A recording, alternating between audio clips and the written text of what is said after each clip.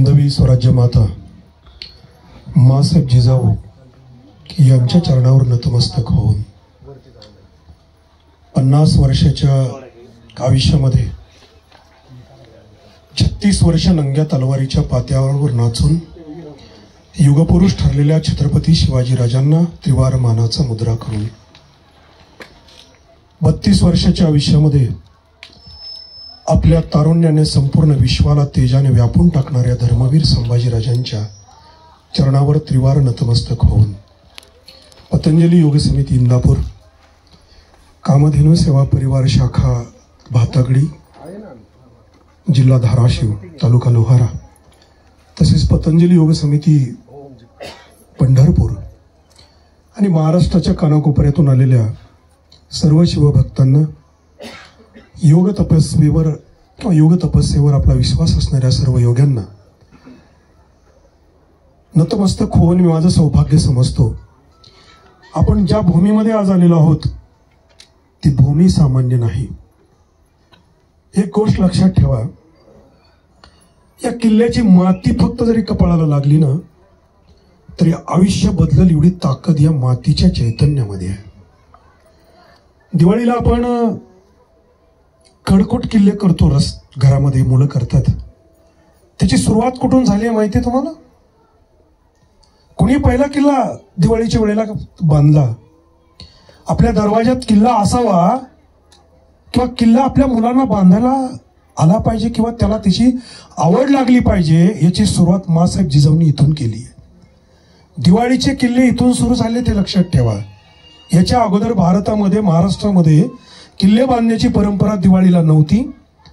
वयाचं 5 वर्ष वय होईपर्यंत माँसाहेब जिजाऊ आणि छत्रपती शिवाजीराजांचं 5 वर्ष वय होईपर्यंत या वास्तूत समोरच्या राहिलेले आहेत. त्यामुळे ज्यावेळी त्यांना चालायला यायला लागलं, आपल्या सवंगड्याबरोबर खेळायला लागले, त्यावेळी माँसाहेबांनी दिवाळीच्या वेळेला या ठिकाणी शिवाजीराजांना पहिला स्वतः किल्ला बांधायला लावला आणि ते स्वप्न साकार केलं. तर हे इथल्या या जागेचा, या किल्ल्याचा इतिहास तर तुम्हाला मी हळूहळूच पुढे सांगत जाणार आहे. सर्वप्रथम पंढरपूर पतंजली योग समितीच्या वतीनं आपल्याला वर येत असताना अगोदर जे ORS लिक्विड दिलं आणि सर्वांना एनर्जेटिक केलं, त्यासाठी जोरदार टाळ्या वाजून एकदा त्यांचं त्या उपक्रमाचं स्वागत करू. आज या ठिकाणून आपण बऱ्याच गोष्टी घेऊन जाणार आहेत. नाश्ता भरपूर झालाय, त्यामुळे पोटात कोणाला भूक नाही अशी याची मला गॅरंटी आहे. आणि जरी कोणाला भूक लागली तर खिशे भरून घेऊन आलेले हेही दिसलेलं आहे. त्यामुळे मी तुम्हाला आता 5 वाजेपर्यंत काही सोडत नाही, लक्षात ठेवा. सगळ्यात महत्वाचं आहे की या जागेवरून घेऊन काय जायचं, स्त्री म्हणून, आई म्हणून काय घेऊन जायचं, एक माणूस म्हणून काय घेऊन जायचं, एक पुरुष म्हणून काय घेऊन जायचं, बाप म्हणून काय घेऊन जायचं, या महाराष्ट्राचा नागरिक म्हणून काय घेऊन जायचं, मावळा म्हणून काय घेऊन जायचं, हे सगळी शिदोरी आज आपल्याला इथे मिळणार आहे. आज आपण छत्रपती शिवाजीराजांचा इतिहास सगळेजण जाणतो. सिंहासारखा बलाढ्य पुत्र आपल्या पोटी जन्माला आला, ती स्त्री सामान्य असेल का? किती माहिती आपल्याला माँसाहेब जिजाऊंच्या बद्दल. या जागेवर येईपर्यंत, बाळंतपणासाठी येईपर्यंत त्या स्त्रीनं जीवनामध्ये काय सोसलंय, काय भोगलंय आणि काय तयार झालंय तिच्या मेंदूमध्ये, याचा आढावा अगोदर घेतो. मग तुम्हाला थोडे शहाजीराजे सांगतो. शुद्ध बीजा पोटी फळे रसाळ गोमटी, मुखी अमृताची वाणी देह देवाची कारणे. कोणाच्याही पोटी जन्माला येत नाहीत वाघ, लक्षात ठेवा. वाघ जन्माला यायचा असेल तर आधी वाघीण बनावं लागेल. वाघ जन्माला यायचा असेल तर बापानं अगोदर वाघ बनलं पाहिजे. ते कसे वाघ आणि वाघीण होते ते ऐका. माँसाहेब जिजाऊ सिंदखेड राजाला लखोजी राजे जाधवांच्या पोटी जन्माला आल्या. लखोजी राजे त्या काळातले, निजामशहाच्या काळातले 40,000ची स्वतःची फौज असणारा अखंड हिंदुस्थान मधला एकमेव माणूस, एकमेव राजा. माँसाहेब जिजाऊंचे वडील पण सामान्य नाही. माँसाहेब जिजाऊ एकमेव जगातली अशी स्त्री आहे, मुलगी म्हणून आहे का, स्त्री म्हणून आहे का. आज मुलीचं स्वागत, जन्माचं स्वागत करा, मुलीच्या जन्माचं स्वागत करा. मुलगी जन्माला आली तर काही ठिकाणी तुम्हाला लोक साखर वाटताना दिसतील, बर्फी वाटताना दिसतील. बाळ आणि बाळणपणीचं दवाखान्यातून येताना गुलाबांच्या पाकळ्या टाकून स्वागत केलेले व्हिडिओ मी अनेक ठिकाणी कोणाच्या स्टेटसला पाहतोय. आणि हे सगळं स्वातंत्र्यानंतर तुम्हाला समतेचा अधिकार दिल्यानंतर माँसाहेब जिजाऊ ही जगातली पहिली स्त्री आणि पहिली मुलगी आहे की जिच्या वडिलांनी लखोजीराजे जाधवांनी माँसाहेब जिजाऊंचा जन्म 12 जानेवारी 1598 गुरु पुष्पामृत योग पौष महिना पौष पौर्णिमा सूर्योदयापूर्वी ब्रह्ममुहूर्तावर गुरु पुष्पामृत योगावर जन्माला आल्या आणि ज्यावेळी माँसाहेब जन्माला आल्या त्यावेळेला हत्तीवरून साखर वाटणारा या जगातल्या पहिला बाप आहे राजे लखोजी, ज्यांनी आपल्या मुलींच्या जन्माचं स्वागत असं केलं. लक्षात ठेवा, जिजाऊ घडवत असताना एकटी नाही घडत, तिच्या वडिलांनी तिच्यासाठी काय केलंय हेही लक्षात घ्या. हत्तीवरून साखर वाटलीये. माँसाहेब जिजाऊला घडवत असताना मी धावता आढावा घेतो, कारण एक जिजाऊ बोलायचं म्हटलं ना तर त्याला कमीत कमी 4 तास लागतील. या जागेशी संबंधित काही गोष्टी बोलून जातो. वय वर्ष 10 होतं माँसाहेब जिजाऊंचं. लखोजीराजे जाधव आपल्या वाड्याच्या चौथऱ्यावर कधी गेला सिंदखेड राजाला तर बघा वाडा केवढा आहे. सिंदखेड राजाच्या वाड्याच्या चौथऱ्यावर बसले होते. साधारण 5 फूट उंचीचा तो ते जोत आहे, त्याचं जोत त्याच्यावर उभा बसले होते आणि आपली 4 मुलं दत्ताजी, अचलोजी, रघोजी आणि बहादूरजी माँसाहेबांचे 4 भाऊ. हे काय होते हे बी ऐका. ही 4 मुलं तालमीतून व्यायाम करून आली. अंघोळ करायची होती आणि लखोजीराजे जाधवांनी अशी मिशीला पीळ दिला. आपली पोरं अशी पिळदार बघितली आणि चौघांच्या हातात तलवारी दिली, माझ्यासमोर सराव करा. 10 वर्षाची जाऊ आईसाहेबांचं वय होतं फक्त. आणि त्यांची तलवारबाजी चालू असताना माँसाहेब जिजाऊने आपल्या वडिलांकडे तलवार मागितली. अरे तुझं 10 वर्ष वय आहे, ती तालमीतली पोरं आहेत, तुला कसं काय शक्य आहे? तर लखोजीराजे जाधवांनी स्वतःची तलवार काढून माँसाहेब जिजाऊंच्या हातात दिली. ऐका, शिवाजीराजे कोणाच्या पोटी जन्माला आले? वय वर्ष 10 आपल्यापेक्षा मोठे 4 भाऊ तालमीत कसलेले पैलवान, यांच्या बरोबर माँसाहेब एकट्या चौघाच्या बरोबर 2 तास तलवारबाजी खेळल्या, न थकता न दमता. माँसाहेब जिजाऊ साधी गोष्ट आहे, साधी गोष्ट आहे. शहाजीराजांच्या बरोबर लग्न झालं. माँसाहेब जिजाऊंना पहिला पुत्र जो झाला त्याचं नाव संभाजी. त्यांचा जन्म श्रीगोंद्याला झाला, श्रीगोंद्याच्या किल्ल्यात. संभाजी नाव का ठेवलं ऐका माँसाहेब जिजाऊंची दूरदृष्टी. माँसाहेब जिजाऊंच्या थोरल्या मुलाचं नाव संभाजी का ठेवलं आणि शिवाजी महाराजांच्या थोरल्या पुत्राचं नाव संभाजी का ठेवलं माहिती कोणाला? नाही माहिती ना. माँसाहेब जिजाऊंचं नाव जिजाबाई आहे. जिजाऊ कोणी केलं? औ शब्द कोणी जोडला माहितीये? खंडागळ्याच्या हत्तीवरून ज्या वेळेला जाधव भोसलेंचं वैर झालं, खंडागळ्याच्या दरबार सुटला त्यावेळी खंडागळ्याच्या हत्तीला पायामध्ये कोणीतरी असा हातोडीनं खिळा ठोकला. हत्ती पिसळला. पिसळल्यानंतर हत्ती सगळ्या सैनिकांना तुडवू लागला. त्यावेळेला दत्ताजी माँसाहेब जिजाऊंचा थोरला भाऊ दत्ताजी वय 18 ते 19 असावं, पिसळलेल्या हत्तीच्या अंगावर एकटा तलवार घेऊन गेला. ही साधी गोष्ट नाही. जिजाऊचे भाऊ काय होते ऐका. 18-19 वर्षाच्या वयात पिसळलेल्या हत्तीवर समोरासमोर चाल करून जाणारा इतिहासातला पहिला प्रसंग दत्ताजी. आणि ज्यावेळी तलवारीनं हत्तीची सोंड छटायला प्रयत्न करू लागला त्यावेळी माँसाहेब जिजाऊंचा चुलत दीर, त्याचं नाव होतं संभाजी. ते म्हणाले की दत्ताजी राजे हत्तीला मारू नका, मी आवडतो दत्ताजी राजे हत्तीला मारू नका. पण दत्ताजी इतका पिसळलेला होता की त्याने एका ठोक्यात हत्तीची सोंड तोडली आणि हत्ती आडवा झाला. रक्ताचा धबधबा आला. हत्ती लोळवणारा दत्ताजी. आणि ते चिडल्यानंतर त्या रागाच्या भरात मला थांबवतो म्हणून तलवार उगारून संभाजीच्या अंगावर गेला. 3-4 वेळा तलवार अडवल्यानंतर सुद्धा थांबले नाहीत. त्यामुळं संभाजीराजेंची त्यांनी तलवार काढली, दोघांची लढाई सुरू झाली. संभाजी पण सामान्य नाही. दत्ताजी हत्ती बरोबर झुंज खेळून दमलेला आणि तशा अवस्थेत संभाजीनी दत्ताजी बरोबर लढायला सुरुवात केली. इकडची तिकडची सेना एकमेकावर वार करू लागली. पण संभाजी एवढ्या चपळतेने वार केला की एका ठोक्यात ती तलवारीबाजी चालू असताना दत्ताजीच्या वरमी घाव लागला आणि दत्ताजीचं मुडकं उडाला. दत्ताजी पडल्यानंतर संभाजी एवढा चवताळलेला होता. लखोजीराजे जाधव माँसाहेब जिजाऊंचे वडील पुढे गेलेले होते. त्याला कुणीतरी सांगितलं की आपला दत्ताजी पडला, दत्ताजीला मारलं. आणि कोणी मारलं तर भोसलेंनी मारलं एवढंच ऐकलं. शहाजीराजे रस्त्यात होते, त्यांनाही माहित नव्हतं. लखोजीराजे ज्यावेळी बेभान होऊन लालबुंद डोळे करून ज्यावेळी तलवार अशी तळपत्या हातात नंगी तलवार धरून ज्यावेळी घोड्याला टाच मारली त्यावेळी शहाजीराजे समोर दिसले आणि शहाजीराजांवरच पहिला वार शहाजीराजांनी अडवलं.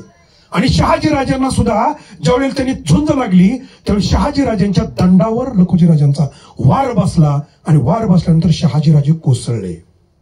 महासाहेबांचे वडील काय होते बघा. शहाजीराजांचं वय त्यावेळेला 22च्या आसपास होतं. शहाजीराजे कोसळल्यानंतर कोसळले म्हणूनच वाचले. लखोजीराजे जाधव चवताळून तिथं आले, त्यांनी बघितलं की नंगा नाच करतोय संभाजी. तर मासाहेब जिजाऊंच्या या वडिलांनी दत्ताजीचं प्रेत पाहिलं आणि संभाजीला आवरत असताना संभाजी पाया पडायचा प्रयत्न करत होता. आवरा राजे आवरा स्वतःला. त्यावेळी राग नाही सहन झाला आपला मुलगा मारलेला आणि संभाजीराजांवर तलवार चालवली. संभाजीराजांनी तलवार उचलली पण लखोजीराजांच्या रागापुढे संभाजी टिकला नाही. संभाजी मारले गेले. हे संभाजी मासाहेब जिजाऊंचे चुलत धीर यांनी जिजाबाईचं जिजाऊ केलं. ते आऊ म्हणायचे. आऊ म्हणजे आई त्या काळातला शब्द. तर जिजाबाईला जिजाऊ केलं ते धीराने केलं. धीराची भाऊजाईकडे बघण्याची नजर म्हणून जिजाऊ झाल्या. आणि त्या धीराची आठवण तिथून खंडागळ्याच्या हत्तीवरून जे जाधव भोसल्यांचं वैर निर्माण झालं ते वैर या किल्ल्यापर्यंत आहे. सामान्य बाब नाही ती, या किल्ल्यापर्यंत वैर आहे. अशा अवस्थेत काय भोगलंय मासाहेब जिजाऊंनी. जाधव भोसल्यांचं वैर झालं आणि आपला पहिला पुत्र ज्या वेळेला श्रीगोंद्याला जन्मला त्यावेळी त्या धीराची आठवण म्हणून आपल्या थोरल्या मुलाचं नाव संभाजी ठेवलं. जगात असली भाऊजाई दाखवा. इतिहासातलं मासाहेब जिजाऊ शिवाजीराजांची फक्त आई म्हणून नका पाहू पण काय धोरण होतं, काय पराक्रम होता. जिजाऊला जिजाऊ जन केलं त्यांना त्या मुलाचं नाव आपल्या त्या धीराचं नाव आपल्या मुलाला दिलं ते संभाजी. आणि छत्रपती शिवाजीराजांना ज्यावेळी पहिला पुत्र झाला 14 मे 1656 पुरंदर कनकगिरीच्या वेड्यामध्ये अफजल खानाच्या वतीनं थोरला मुलगा मारला गेला म्हणून त्या धीराची थोरल्या मुलाची आठवण म्हणून छत्रपतीच्या थोरल्या पुत्राचं नाव सुद्धा मासाहेब जिजाऊंनीच संभाजी ठेवलं. हे लक्षात ठेवा. ही धोरणात्मक निर्णय त्यांची. तर या किल्ल्यापर्यंत येतो माझ्या बांधवांनो. तुम्ही आता समोर जे बघितलंय तुम्ही नीट बघा म्हणत होतो, तुम्ही नीट बघा. काय काय बघितलं तर मला सांगाल कोणी. जन्मस्थळ पाहिलं. त्याच्या पुढे मी तुम्हाला सांगितलं की मासाहेबांचा तो पूर्ण वाडा होता. पण मासाहेब बाळणपणाला इथं का आले का माहितीये कोणाला. माहेर सिंदखेड राजा. हे किल्ला कोणाच्या ताब्यात होता. सिधोजी विश्वासराव संभाजी राजांचे सासरे. थोरल्या मुलाचे सासरे म्हणजे व्याही. कोणती स्त्री आहे महाराष्ट्रातली भारतातली की जिला बाळणपणासाठी आपल्या सोयऱ्याच्या घरी जावं लागले. नको जिजाऊ करतात इथं माझ्या बांधवांना. इथं काय यावं लागलं ऐका. तो सुद्धा किती मोठा पराक्रम आहे मासाहेब जिजाऊंचा.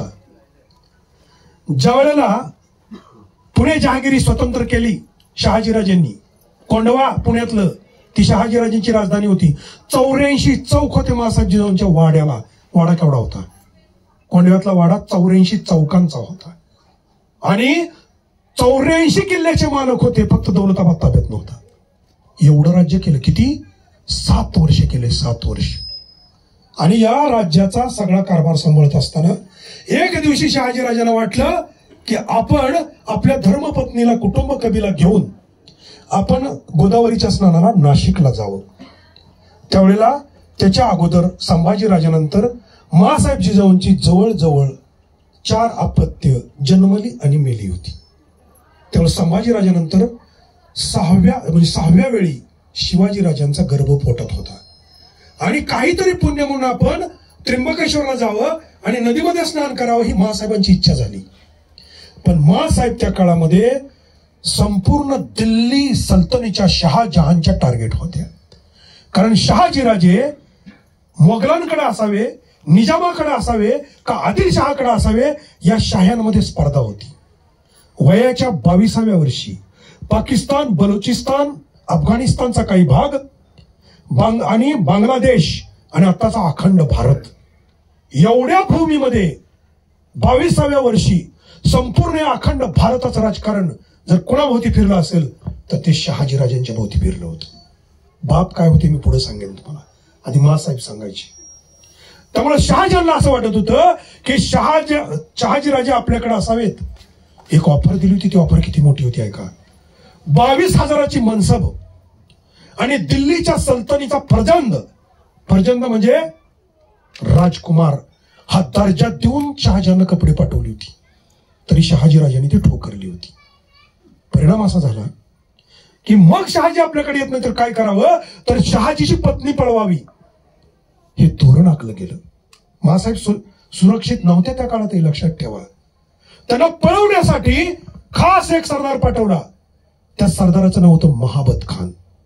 हा महाबत खान पूर्ण या सगळ्या परिसराला त्याचे हेर फिरत होते आणि त्या हेराने बातमी आणली की शहाजीराजे आपल्या अंगरक्षकांनिशी आणि मोजक्या सेनेनिशी गोदावरीच्या स्नानाला येत आहेत.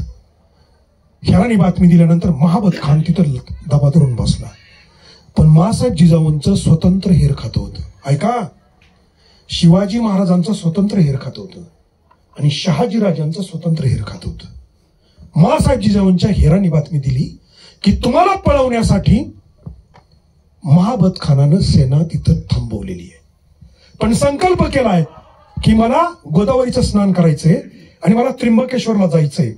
संकल्प केला होता कारण बाळ पोटात आहे, पहिली 4 अपत्ये मेलेली आहेत, एकच पुत्र जिवंत आहे, हे बाळ वाचावं संकल्प होता. नवस नाही, लक्षात ठेवा. ऐका, मासाहेब जिजाऊंच्या जीवनात एकही नवस नाही. त्यामुळे तो संकल्प केल्यामुळं मासाहेब जिजाऊ आणि त्यांची दुसरी एक जाव, तिचं नाव गोदावरी होतं, आणि त्यांचे धीर खळोजीराजे भोसले आणि निवडक एक 500 सेना घेऊन शहाजीराजे गोदावरीला गेले. त्र्यंबकेश्वरला गेल्यानंतर शहाजीराजांना मासाहेब म्हणाल्या की आपण गोदावरीचं स्नान नंतर करायचे, अगोदर माझ्या जावेला पाठवा, कारण हेरानी बातमी दिली होती. त्यामुळे जाव ज्या वेळेला अंघोळीला गेली खळोजीराजे भोसलेंची, त्यावेळेला ती राजघराण्यातली स्त्री आली आहे. जिजाऊ कोणी बघितलेली नव्हती कशी आहे ती, त्यामुळे तीच जिजाऊ समजली आणि खळोजीराजे भोसलेंच्या पत्नीला म्हणजे जिजाबाई साहेबांच्या जावेला उचललं आणि महाबत खान पळवून घेऊन गेला. पळवून घेऊन गेल्यानंतर खळोजीराजे भोसलेंची अवस्था अतिशय वाईट झाली, कारण शहाजीराजांना आणि खळोजीराजांना याची कल्पना नव्हती. ती पळून गेल्यानंतर मासाहेब जिजाऊनी गडबडीने आंघोळ केली, सगळी सेना उधळली. शहाजीराजांनी एक काम केलं, 500 लोकांपैकी 450 लोक मागे ठेवली सुरक्षेला आणि फक्त 50 अंगरक्षक बरोबर घेऊन मासाहेब जिजाऊंना पालखीतनं उतरवलं आणि घोड्यावर बसवलं.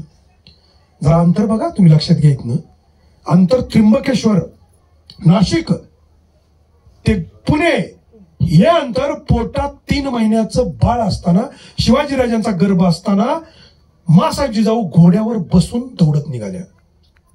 त्यावेळेला महाबत खानाला पुढे गेल्यानंतर बऱ्याच काळानंतर कळालं की ही जिजाऊ नाही, ही तिची जाव आहे. त्यावेळेला त्याची सेना आली. त्या 450 लोकांनी ती सेना तिथं अडवली. 50 लोकांशी पळत असताना तुम्ही आता इथून जिथून आलाय त्या ओझरच्या ठिकाणी आल्यानंतर मासाहेबांचा पोटात दुखू लागलं गर्भाच्या, आणि मासाहेब तिथं एक निरगुडकर म्हणून एक वैद्य होते. ऐका बरं का, हे निरगुडकर नावाच्या वैद्याजवळ शहाजीराजांनी मासाहेबांना घेऊन गेल्या आणि त्यांनी नाडी बघितलं आणि नाडी बघितल्यावर सांगितलं की गर्भ हल्लाय, तुम्हाला इथं थांबावं लागेल. शहाजीराजांचा नाईलाज झाला. शहाजीराजे तिकडून पुण्याला गेले, इकडे निरोप पाठवला आपल्या व्याह्यांना, कारण इथून ओझर पासून शिवनेरी जवळ आहे आणि आता तिला सुरक्षित ठेवायचं असेल तर पुण्यापर्यंत आपण पोहोचू शकत नाही, गर्भ पडू शकतो, तिची तब्येत बिघडू शकते. त्यामुळे शहाजीराजांनी निरगुडकरांच्या वाड्यावर, त्या वैद्याच्या वाड्यावर जिजाबाई साहेबांना गुप्तपणे ठेवलं. तिथं उपचार झाले आयुर्वेदाच्या उपचाराने ज्यावेळी गर्भ स्थिर झाला, जो गर्भ शिवाजीराजे म्हणून जन्माला आला तो गर्भ स्थिर झाला आणि त्यानंतर मासाहेब जिजाऊंना पालखीतनं 7वी जी कमान आहे ना, 7वी तुम्ही वर चढलाय, त्या 7व्या कमानी ज्यावेळी पालखीतनं जिजाबाई साहेब आल्या त्यावेळेला जिजाबाई साहेबावर या व्याह्या ननव्याह्याच्या पत्नीनं सोन्याची फुलं उधळलेली आहेत. आणि तिथून मासाहेब जिजाऊ वाढत आले. बाळांपणाला इथे याचं कारण आहे का? इथं आल्यानंतर शहाजीराजे परत गेल्यानंतर लखोजीराजे जाधवांची सेना शहाजीराजांना पकडायला निजामशहानं पाठवली. जावयाचं आणि सासऱ्याचं युद्ध झालं आणि त्यामध्ये समेट झाली. मासाहेब जिजाऊंना कळालं त्यावेळेला स्वतः मासाहेब जिजाऊ सुद्धा तलवार घेऊन आपल्या माहेरच्या सेनेवर लढायला निघाल्या होत्या. ती लढाई झाली नाही, ते खोटं सांगितलं जातं. पण मासाहेब जिजाऊ घोड्यावर बसून आपल्या नवऱ्याला वाचवायला आपल्या वडिलाच्या विरोधात हत्यार उचललेली या जगातली पहिली मुलगी आहे. लक्षात काय प्रसंग आहेत एका स्त्रीच्या जीवनामध्ये, काय प्रसंग आहेत. लखोजीराजे जाधवांना ज्यावेळी हे कळालं की माझी मुलगी गरोदर आहे त्यावेळी त्या जावई आणि सासऱ्यामध्ये समेट घडली. एक दत्ताजी मारला गेला होता, 3 भाव अजून जिवंत होते मासाहेबांचे आणि चौथे लखोजीराजे जाधव. समेट झाली त्यावेळेला रत्नजडीत खंजीर, ऐकावर काही नीट बार काय नका, रत्नजडीत 4 खंजीर शहाजीराजांनी आपल्या मेहुण्याला आणि सासऱ्याला भेट दिली. इथं आले आणि इथं आल्यानंतर मासाहेब जिजाऊंची आणि आपल्या वडिलांची भेट झाली, आपल्या भावाची भेट झाली आणि इथून पुन्हा ते दौलताबादला गेले. दौलताबादला गेल्यानंतर कळालं निजामशहाला की लखोजीराजे जाधवाची शहाजीची समेट झाली आणि हे दोघं एकत्र आले तर निजामशाही संपल हे राजकारण झालं. आणि राजकारण झाल्यानंतर लखोजीराजे जाधवांचा पूर्ण कुटुंब कबिला दौलताबादला बोलवला. सगळ्या सुना बायको सगळं बोलवलं. ऐकावर का जिजाऊबाई साहेब. बोलवल्यानंतर दौलताबादच्या किल्ल्यावर गेलेला आहे कोणी? देवगिरीचा किल्ला पाहिलाय? ज्यांनी पाहिला त्याने ऐका. तिथं शहाजीराजांचा एक स्वतंत्र वाडा होता, लखोजीराजांचा स्वतंत्र वाडा होता. त्या वाड्यावर स्वतः सगळा कुटुंब कबिला खाली थांबला आणि लखोजीराजे जाधवांचे 3 मुलापैकी एक मुलगा बहादूरजी खाली थांबला आणि रघोजी आणि अचलोजी आणि दत्ताजीचा मुलगा यशवंतजी आणि खुद्द लखोजीराजे जाधव. त्या दिवशीचा दिवस होता रक्षाबंधनाचा. त्यावेळेला पुरुष सुद्धा पुरुषाला राखी बांधत होते आणि राजाला राखी बांधण्याची प्रथा होती. त्यामुळे रक्षाबंधनाला राखी बांधायला हे 4 जण म्हणजे दत्ताजीचा मुलगा, मासाहेबांचे 2 भाऊ आणि वडील आणि आपले 50 अंगरक्षक घेऊन दौलताबादच्या किल्ल्याच्या पायऱ्या चढू लागले. दौलताबादच्या पहिल्या किल्ल्याच्या वेसीमध्ये लखोजीराजे जाधव आणि त्यांच्या अंगरक्षकाची सर्व शस्त्र काढून घेतली. फक्त खंजीर कमरेला राहिल्या या चौघांच्या, जे शहाजीराजांनी दिलं होतं. ती 4 खंजीरं फक्त या चौघांच्या कमरेला राहिली. तलवारी काढून घेतल्या, ढाली काढून घेतल्या, अंगरक्षकाच्या काढून घेतल्या आणि ज्यावेळी निजामशहाच्या दरबारात गेले, राखी दिली आणि निजामशहानं टाळी वाजवली. टाळी वाजवल्यानंतर ताट आलं तर ताटामध्ये काय होतं? ताटामध्ये भेटवस्तू असते ना, तर ताटामध्ये 4 ताटामध्ये कफन होतं. कफन, ते कफन पाहिलं की लखोजीराजे चमकले आणि ते कफनाला हात लावून हात असा केला त्यांना द्या आणि निजाम उठून पाठीमाग गादीवरून उठून निघून गेला. 500 पठाणांनी या चौघांवर हल्ला केला. दिवस होता रक्षाबंधन. हल्ला केला. हल्ला केल्यानंतर लोणार सरोवर माहिती आहे तुम्हाला? लोणार सरोवराच्या जवळ एक गाव आहे तळणी. त्या तळणी गावातले जे अंगरक्षक होते त्यांच्यावर आले 50. ते 50 अंगरक्षक, त्यांच्या आडनाव काय होती माहित नाही. त्या 50 अंगरक्षकांना कळालं की आपल्या राजाला मारलं जात आहे. तर या 50 अंगरक्षकांनी लखोजीराजे जाधव ह्या जिजाऊचे 2 भाऊ बाचा यांच्याभोवती एकमेकांच्या हातात असं खांद्यावर हात ठेवून कडं केलं. कडं, कारण हातात तलवार नव्हती. तर या 50 लोकांची सगळ्यांच्या अगोदर मुंडकी मारली, सर कलम केलं, सर काटलं. म्हणून या 50 लोकांना नंतर समाजाने त्यांचं आडनावच बदललं. त्या आडनाव त्यांचं सरकटे केलं. आज तळणीला जर गेला तर या 50 लोकांचा जो वंश आहे त्या प्रत्येकाचा आडनाव सरकटे केलेला आहे. कारण आपला स्वामी वाचवण्यासाठी शस्त्र नसलं तरी जिवंत आहे तोपर्यंत स्वामीला यांनी धक्का लागू दिला नाही. त्यामुळे लखोजीराजे जाधवांनी या चौघांनी हातातली ती खंजीरं घेतली आणि लढायला सुरुवात केली, पण 500 पठाणांच्या पुढे टिकाव लागला नाही. गादीवरच लखोजीराजे कोसळले. ही चारी यशवंतला मारल्यानंतर मात्र लखोजीराजे कोसळले, दत्ताजीचा मुलगा. हे मारल्यानंतर त्यांची प्रेत तिथंच पडली होती. माँसाहेब जिजाऊंची आई काय होती बघा, म्हाळसाराणी. ज्यावेळी त्यांना कळालं की आपले हे 2 मुलं, आपला नवरा, आपला भाचा, आपला नातू मारला गेलाय, त्यावेळेला सगळी सेना घेऊन सिंदखेड राजाला पळायचा आदेश दिला या स्त्रीनं, म्हाळसाराणीनं. आणि स्वतः घोड्यावर बसल्या. 3 घोडे आपल्या बरोबर आणले, एक त्यांच्या बरोबर सैनिक आणला आणि स्वतः म्हाळसाराणीने येऊन आपल्या 2 पुत्रांचं प्रेत उचललं, स्वतः घोड्यावर टाकलं आणि सैनिकांच्यावर यशवंतीचं प्रेत टाकलं आणि त्यांना घेऊन पुढे जायला सांगितलं. आणि म्हाळसाराणीनं स्वतः आपल्या नवऱ्याचं प्रेत लखोजीराजे जाधवांच्या उचललं, घोड्यावर असं मांडीवर ठेवलं, त्यांचं मुंडका हातात घेतलं आणि मग घोड्याला टाच मारून तिथून घोड्यावरून सिंदखेड राजापर्यंत आपल्या नवऱ्याचं प्रेत घेऊन गेलेली ही स्त्री आहे, जिचं नाव आहे म्हाळसाराणी. माँसाहेब जिजाऊंची आई काय होती आई पहा. जगातली सगळ्यात मोठी समाधी एकाच चितेवर ही 4 प्रेत रचून अग्नी दिलेली आहे.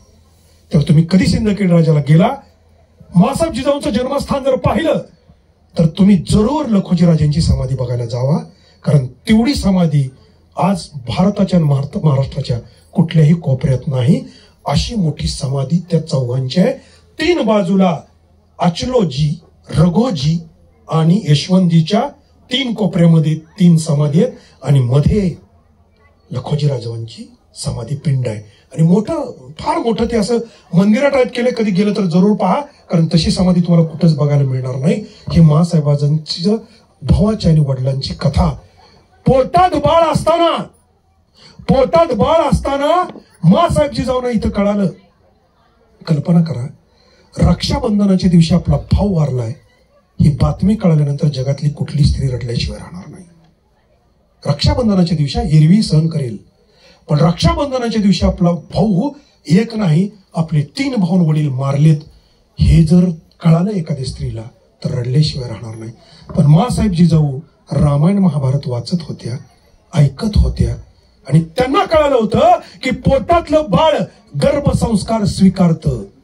त्यामुळं मी जर माझा भाऊ मारला गेलाय, माझा वडील मारला गेलाय म्हणून जर मी रडले तर माझा भाऊ आणि बाप जिवंत होणार नाही, पण माझ्या पोटातल्या बाळावर रडणारे संस्कार होतील. मला वडील मारला गेलाय, रक्षाबंधना दिवशी माझा भाऊ मारला गेलाय, तरी सुद्धा माझ्या पोटातल्या बाळावर मला लढणारे संस्कार करायचे, मला रडणारे करायचे नाही. पण डोळ्यातलं हेच ठेव या स्त्रीनं गाळला नाही. पोटातल्या बाळावर रडणारे संस्कार होतील. कल्पना करा काय दुःख भोगलंय. थोड्या कारणानं आपण रडतो. स्त्री रडण्यासाठी प्रसिद्ध आहे.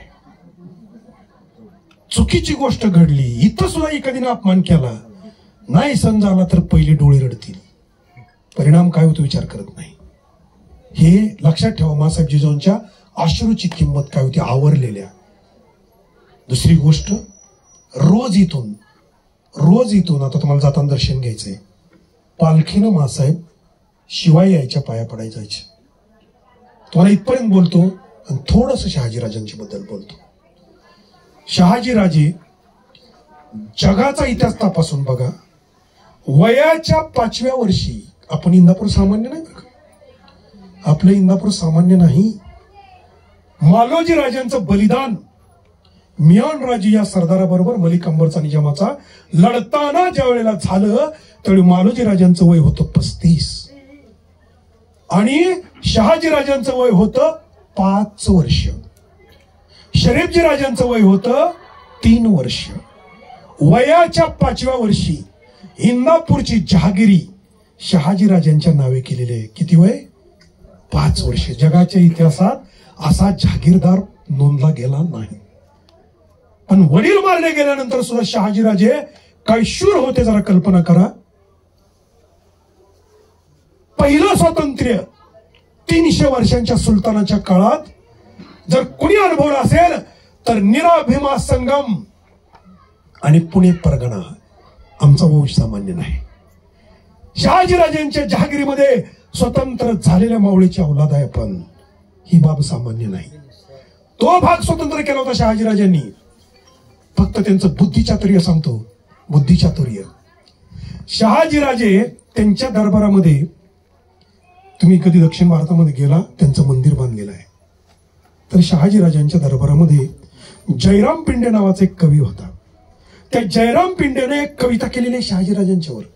त्यातला एक उल्लेख आहे की शहाजीराजे 12 भाषेचे पंडित होते. कळते काय बोलतोय?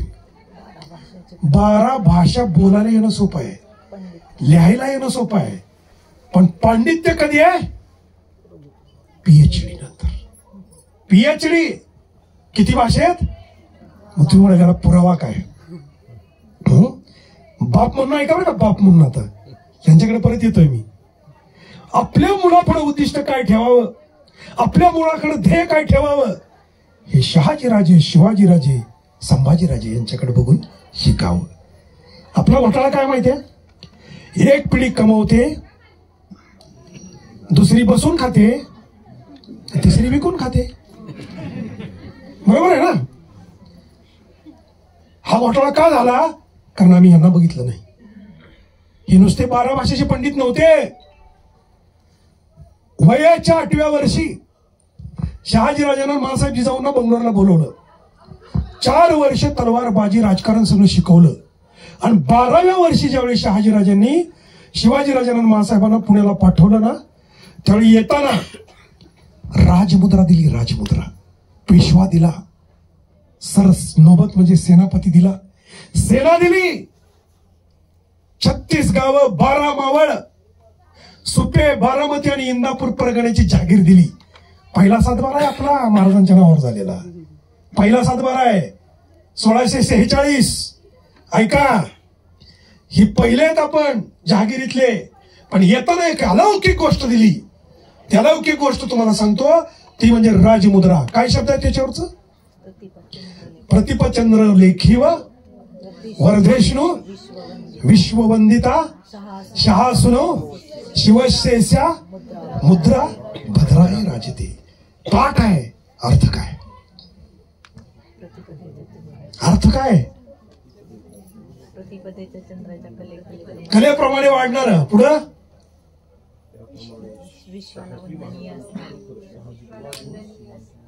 हे महत्वाचं आहे.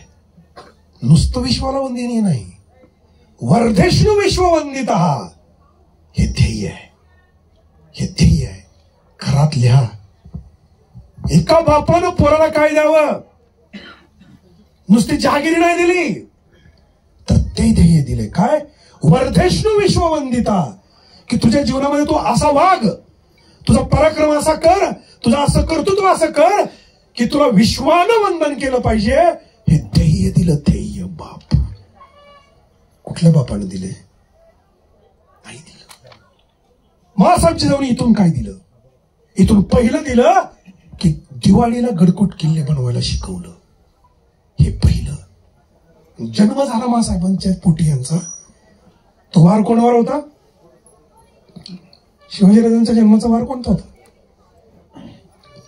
तारीख तरी सांगा. 19 फेब्रुवारी 1630. तिथी बरोबर आहे. फाल्गुन वद्य तृतीया. फाल्गुन महिना. फाल्गुन महिना म्हणजे कसला महिना आपल्यात? शिमगा. शिमग्यात जन्मलेलं चांगलं नसतं म्हणतात आपल्यात. म्हणते ना फाल्गुन महिना चांगला नाही, शुभ नाही. फाल्गुन वद्य तृतीयाला महाराजांचा जन्म आहे. फाल्गुन वद्य तृतीयाला. अरे याच्यासारखा शुभ महिना आपल्या, ज्याच्या कपाळाला गंध आहे, ज्याच्या गळ्यात मंगळसूत्र आहे, ज्याच्या दारात तुळस आहे, ज्याच्या घरात देवघर आहे, त्या माणसासाठी या महिन्यासारखा शुभ महिना असूच शकत नाही, ज्या महिन्यात माझा राजा जन्मला.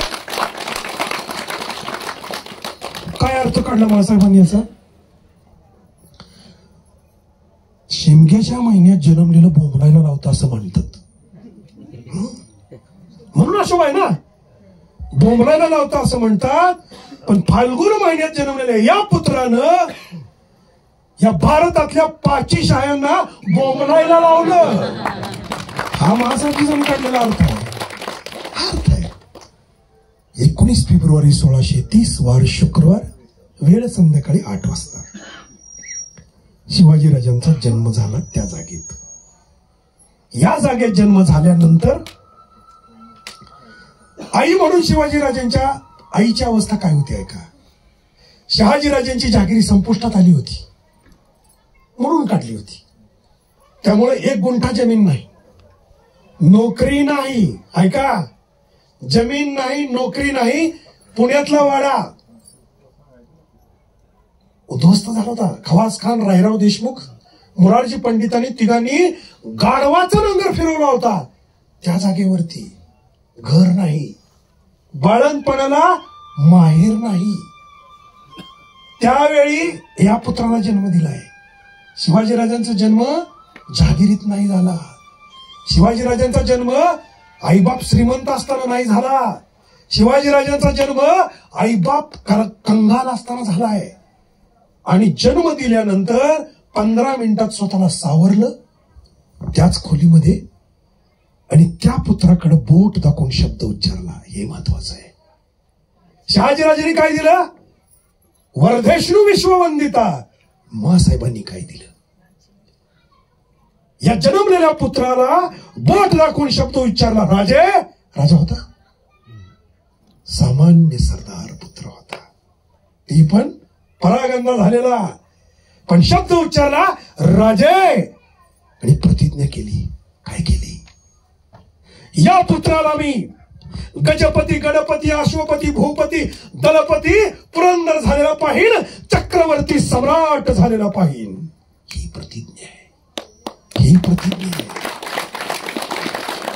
स्त्री म्हणून तुमची सर्वोच्च किंमत जर काय असेल, आई. आई. उपनिषदानं पहिला नमस्कार तुम्हाला केलेला आहे. मातृदेव भव पहिला नमस्कार तुम्हाला आहे. पितृदेव भव दुसरा नमस्कार तुम्हाला आहे. आचार्य देव भव तिसरा गुरुला आहे आणि अतिथी देव भव चौथा पाहुण्याला आहे. हे 4 जिवंत देव सांगितले आम्हाला धर्मशास्त्रानं. ऐका, आई म्हणून केलेला संकल्प देवाला पूर्ण करावा लागतो. आम्ही आपल्या पुत्राच्या बाबतीत संकल्प केला नाही, करत नाही. आई म्हणून संकल्प करा. देव त्याला मदत केल्याशिवाय राहत नाही. पुत्र तसा घडल्याशिवाय राहत नाही. हा या जागेचा इतिहास आहे. इथून घेऊन जाताना काय करायचंय? शहाजीराजांनी आयुष्यभर नोकरी केलेली आहे. शहाजीराजे आयुष्यभर सरदार आहेत. शिवाजीराजांना सुद्धा पहिल्यांदा आदिलशाहीची जहागिरीच आहे. पण आपल्या पुत्राला नोकरी करू दिली नाही या आईनं. हे लक्षात ठेवा. ज्या दिवशी बाप आणि आई, इथून काय घेऊन जायचंय? ज्या दिवशी बाप आणि आई आपल्या पुत्राला शिक्षणाचा उद्देश नोकरी असणार नाही हे ठरवतील, त्या दिवशी आमच्या लेकरांना शिवाजीराजे कळतील आणि मासाहेब जिजाऊ कळतील. शिकवतानाच ठरवा, माझ्या मुलाला मी नोकरी करू देणार नाही. शिकवताना ठरवा, माझ्या पोराला मी नोकरी करू देणार नाही. हे जर ठरवलं, तुम्ही म्हणाल बोलणं सोपं आहे हो, तुमची पोरं काय करतायत? नाही का? माझ्या मुलीचं लग्न करत असताना मी ठरवलं होतं की नोकरी करणाऱ्याला माझी मुलगी देणार नाही. मी व्यवसाय करणाऱ्यालाच माझी मुलगी दिली. स्मार्ट मुलगी, क्वालिफाईड मुलगी, रँकर मुलगी, इंजिनिअरिंगची टॉपर मुलगी, बायोडाटा न बनवता सुद्धा मी ठरवून नोकरीचे आलेले बायोडाटे, डेप्युटी कलेक्टर सारखे आलेली स्थळं उघडून सुद्धा बघितली नाहीत. व्यवसाय करणाऱ्याला दिली. मी हे घेतलं या जागेतनं. माझी मुलगी जन्माला येण्यापूर्वी मी हे इथं येऊन ठरवलं होतं. तुम्ही जाताना ठरवून जा. मला हे सांगायचं, माझी पुतणी, तिला सुद्धा मी नोकरी करणाऱ्याला दिलं नाही. मी व्यावसायिकालाच दिली. आता ऐका, माझा मुलगा एमपीएससीचा अभ्यास करतोय. कालच्या रिझल्ट मध्ये तो बाउंड्रीवरून गेला परत. त्यावेळी त्याला काल, आज मी आता येताना सोडलाय, माझ्याबरोबर होती लोक, त्याला येताना सोडलाय. त्याला मी आता येताना सुद्धा काल सांगितलेलं आहे, जरी पुढच्या वर्षी तुला कितीही मोठी तुला नोकरी मिळाली आणि तू सिलेक्ट झाला, तर मी एकमेव बाप असेल की ज्या दिवशी तुला हे प्रेशर राजकारणाचं येईल आणि पॉलिटिकल बर्डन येईल, त्यावेळेला तुला राजीनामा दे म्हणून सांगणारा मी पहिला बाप असेल.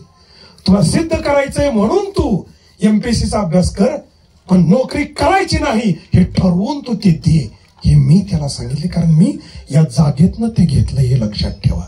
मी किल्ल्यावर नुसत्या घोषणा देऊन जात नाही, मी इथनं शिकून जातो. किल्ला जगला पाहिजे, किल्ला अनुभवला पाहिजे. फोटो सेशन आठवणीसाठी जरूर करा, जरूर करा, पण जाताना किल्ल्याचा संदेश आपल्या जीवनामध्ये अंगीकारला पाहिजे. याच्यासाठी किल्ले बघा. आई म्हणून बाप म्हणून यांनी केलं. एकच घटना सांगतो तुम्हाला, जरा आळस यायला लागलेला दिसतोय. 5 वाजेपर्यंत बोलू.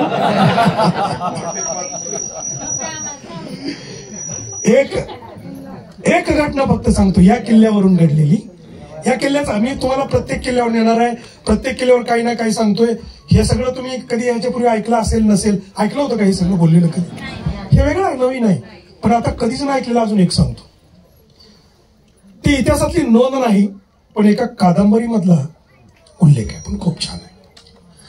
5 वर्ष जिजाबाई साहेब इथं होत्या, पण तरी सुद्धा जिजाबाई साहेबांना पकडून न्यायचा प्रकार थांबला नव्हता. जिजाबाई साहेबांना पकडून न्यायची यंत्रणा चालूच होती आणि त्या पद्धतीनं आक्रमण पण चालूच होती. मी येताना तुम्हाला सांगितलं होतं की वाडा नीट बघा. बघितलं बघितलं येताना पडकी कमान बघितली, बघितली अर्धी आहे एंट्रीची, बघितली ना तू? ती नीट बघून या. का सांगितलं होतं तुम्हाला ऐका. शहाजी राजे ज्या वेळेला पुणे जहागिरी बुडवली आणि पुण्याचा वाडा जाळला हे मासाहेबांना कळालं, त्यावेळी शहाजी राजे फरार होऊन सुटून एका मौलवीचा म्हणजे काझीचा मुसलमानाचा अंगावर ड्रेस घालून फरार होऊन शिवनेरीच्या किल्ल्यावर आले. आणि थोरला संभाजी जो मुलगा होता त्याला शहाजीराजांनी पुण्यातच जळत असलेल्या पुण्यात एका स्त्रीच्या स्वाधीन केला होता. माहिती स्त्री ती कोणती? माहितीये? नाही माहिती. ऐका, ती एक नाचणारी स्त्री होती. तिचं नाव होतं मता नायकिन. काय माणसं होती जरा कल्पना करा. मता नायकिनीच्या कोठ्यावर संभाजीला सोडलं आणि तिनं या सगळ्या आक्रमणात त्या संभाजीराजाचं संरक्षण केलं. आणि मासाहेब जिजाऊंना ज्यावेळी शहाजीराजे भेटायला आले त्यावेळी त्या फाटलेल्या कपड्यात सुद्धा त्या कमानीमध्ये मासाहेब जिजाऊंनी शहाजीराजांचं औक्षण केलंय. आणि आत आल्यानंतर सगळा वृत्तांत ऐकला. शहाजीराजे काही काळ इथं राहिले, परत गेले आणि गेल्यानंतर सगळा तोपर्यंत शहाजहाननं निजामशाही बुडवली होती. किती वाईट. तुम्ही माझ्याबरोबर कधी दौलताबादला आला तर तुम्हाला ती जागा दाखवतो. निजामशाही बुडवताना किती वाईट पद्धतीने बुडवलेली. राजघराण्यातल्या प्रत्येक स्त्री अशी समोर उभा केली. निजामशहाचा प्रत्येक माणूस वंशातला असा रांगेत उभा केला आणि रांगेत उभा करून हात आणि पाय बांधून सगळ्यांच्या पोटात तलवारी खुपसून घराघरा फिरवलं. गरोदर स्त्रिया या पोटाला जन्माला येऊ नयेत म्हणून पोटात तलवारी खुपसून त्या मारायच्या अगोदर गर्भ मारलाय. किती विकृत, किती विकृत. असं निजामशाही संपवली. आणि एक निजामशहाची त्याला न आवडलेली बायको तिनं शहाजीराजांना राखी बांधली होती आणि तिला त्या निजामशहानं हाकलून दिलं होतं, कारण ती आवडती नव्हती. हाकलून दिलं होतं आणि तिच्या पोटी एक मुलगा जन्मला होता, त्याचं नाव होतं मुर्तजा. त्या मुर्तजाला शहाजीराजांनी शोधलं, मांडीवर घेतलं, त्याचा राज्याभिषेक केला, स्वतः वजीर झाले, कारण तिनं राखी बांधली होती. आणि पुन्हा निजामशाही उभा केली आणि निजामशाहीचे वजीर मी निजामशाही वाचवली म्हणून नौबती झडत ज्यावेळेस शहाजीराजे पुन्हा या वाड्यावर आले, मासाहेबांचं स्वतंत्र हेर खात होतं. ऐका, त्यांना कळालं की शहाजीराजे येत आहेत आणि निजामशहाचे वजीर म्हणून येत आहेत. त्यामुळे मासाहेब जिजाऊंनी याच कमानीमध्ये त्यांना ओवाळायला न जाता आपल्या दासी पाठवल्या. शहाजीराजे चमकले की राणी सरकार ओवाळायला का नाहीत. ओवाळलं गेलं, राजात आले. त्यावेळेला स्वतंत्र राजा म्हणून तुम्ही कफल्लक होऊन भिकारी म्हणून जरी आला तरी औक्षण करावंसं वाटलं. पण मुर्तजाच्या निजामाचा वजीर म्हणून, वजीर म्हणजे आत्ताचा पंतप्रधान, पंतप्रधान म्हणून जरी आला तरी तुम्ही गुलाम आहात असं आम्हाला मनातून वाटलं. आणि गुलामाला ओवाळण्याची आपल्या क्षत्रियाची परंपरा नाही म्हणून ओवाळलं नाही. लक्षात ठेवा. आपल्या काय त्या जागा का बघायच्या ते बघायचं. म्हणून आपल्या पुत्राला गुलाम होऊ द्यायचं नाही, नोकरी करू द्यायची नाही असं ठरवलं. आणि शहाजीराजे इथून गेले. पण सुरक्षा व्यवस्था सगळी पक्की केली. पक्की केल्यानंतर मोगल टपलेच होते. शहाजहानचा महाबत खान आपल्याला फसवलं गेलंय. आपण हिची जावच पळालेली आहे. 1 वर्षाचं अख्खं उत्पन्न देऊन शहाजीराजांनी तिला सोडवलं. 1 वर्षाचं अख्खं उत्पन्न एवढी देणगी देऊन आपली भाऊजाई सोडवलेली आहे. पण मासाहेब जिजाऊवरचा हा महाबत खानाचा जी काही नजर होती ना अशी बहिरी ससाण्याची, ती संपलेली नव्हती. त्यामुळे इथून पलीकडं काही अंतरावर वैजापूर नावाचं एक गाव आहे. एवढंच सांगणार आहे मी आता. ऐका, हे खूप महत्वाचं आहे. प्रत्येक पुरुषाला नाही, प्रत्येक स्त्रीला ऐकायसारखं. कारण हे टीव्हीच्या सिरियलमध्ये पिक्चरमध्ये बघायला मिळत नाही. वैजापूरचा एक शहाजीराजांचा वाडा होता. आणि या वाड्यावरती शहाजीराजांनी पक्क्या व्यवस्था केलेल्या होत्या. ह्या महाबत खानानं काय आयडिया केली, लखोजी राजे जाधवांचं जे कुटुंब होतं ना, एक त्यांचे भाऊ होते आणि एक मासाहेब जिजाऊंचा भाऊ होता. वाचलेला कोण, बहादूरजी. ह्यानं नोकरी दिली होती. आणि त्यांना नोकरी देऊन या महाबत खानानं आयडिया काय केली की आपण आता याला पाठवायचा आणि याला पाठवून दिवाळीला माहेरी बोलवायला लावायचं. वाडा दिला बहादूरजीच्या ताब्यात. आणि दिवाळीला भाऊ बोलवायला आला. दिवाळीचा सण पुढे होता. ताई, अक्कासाहेब काय म्हणत असतील ते की माहेरपणाला यावेळी दिवाळीसाठी तू ये. आपले बाबा गेलेत, भाऊ गेलेत, पण मी तुझा भाऊ जिवंत आहे अजून. काय गोड वाटलं असेल. 5 वर्षांनी माहेरच्या माणसाची भेट आहे. मासाहेब जिजाऊंनी इथं पाहिजे तसं स्वागत केलं. जेवण खाणं सगळं झालं. 5 वर्षाचे शिवाजीराजे, दाशा 4, बहादूरजी त्याचा अंगरक्षक, मासाहेब जिजाऊंचा अंगरक्षक, हा सगळा कपिला 5 जशा वर आल्या 5 वर्षांनी मासाहेब जिजाऊ गडाच्या खाली उतरल्या. आणि खाली उतरून मासाहेब जिजाऊ वैजापूरच्या दिशेने निघाल्या. शिवाजीराजे सेपरेट घोड्यावर वैजापूरच्या दिशेनं जात असताना किल्ला जवळ आला. स्वागताला पथक कसं आलं नाही, पथक कसं आलं नाही, कारण स्वागताला पथक यायला पाहिजे होतं. फार वेशीत गेल्या तरी स्वागताला कोणी नाही. बहादूरजीला काय कळालं नाही. पण मासाहेब जिजाऊला शंका आली की यात काहीतरी चाल आहे. वाड्यात मासाहेब जिजाऊंनी पाऊल टाकलं.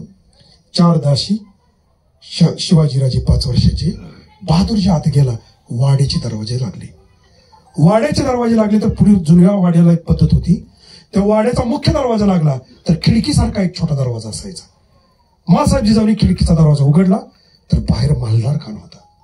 मालदार खानाला विचारलं, अरे दरवाजे का लावताय, मग आमच्या अंगरक्षक हात येऊ द्या. तर मालदार खान म्हणला, तू आता कैद झाली आहे. ऐका, तू आता कैद झालेली आहे.